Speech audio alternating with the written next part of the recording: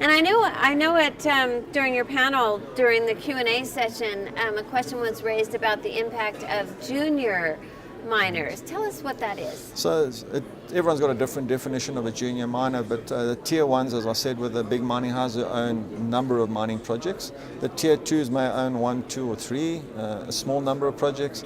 And then the juniors are the ones who coming into their first mine operation, who typically have been exploration companies or have acquired an asset, a mining asset.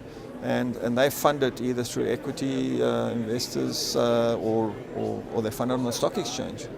And so they can't self-fund. And they generally are debt-free. So that's an advantage. That's an advantage for them. Okay. So we're seeing more activity with the juniors in the tier twos who are free to make those decisions right now and capitalize on the low asset prices that are around.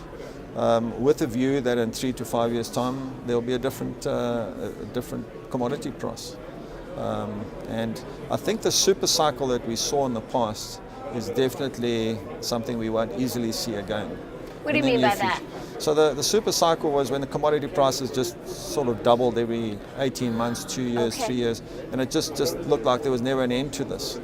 And we've crashed down to reality, back to reality.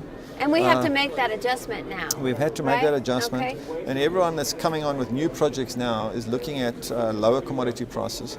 And those are the good projects. They're rising to the top. And those are the type of projects we're going to see coming into fruition. And at that commodity price, they've worked out that they can make money. It's a viable project. Right. So we don't have to wait for the super cycle of high prices to come back before we're going to see projects coming off into execution again.